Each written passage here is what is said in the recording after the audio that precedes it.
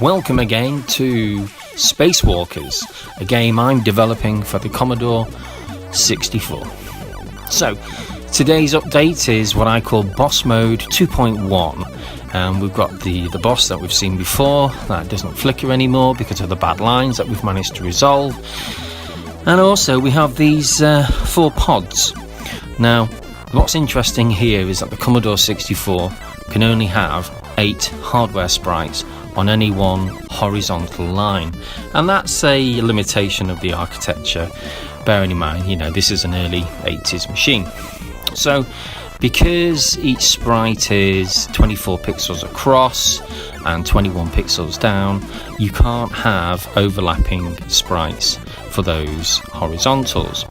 So as we can see, with regards to the lines I've drawn out here, we've got 8 sprites for the score, which is actually in the border, so right at the top, and then we have the main boss, which is made up of multiple raster lines of 8 sprites.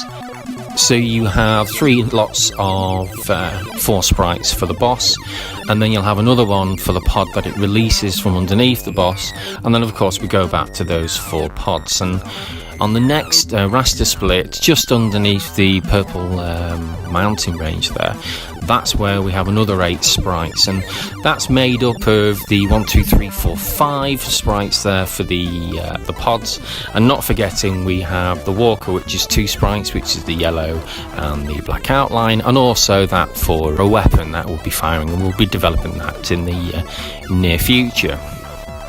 And then we have the control panel.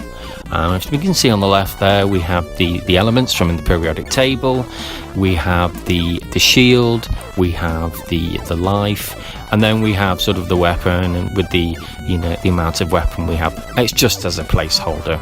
And then finally at the bottom we have 8 sprites, which comprise in the border at the bottom there, which is the nearest parallax scroll to you, which moves the fastest, of course. I've done a routine for single downward pods from the main boss sprite, and I'm looking for other ideas. And also I was contacted by a chap called Rob, who's actually assisting with the graphics and also game design as well. It's something he's always wanted to get involved in as well, so very pleased about that. And if anyone else is interested with regards to game design or any ideas, then that would be welcome. So I'll leave this brief update with you, and hopefully we'll be developing some other boss ideas and how it sort of deploys weapons or otherwise against a spacewalker. And until then, thank you very much for watching.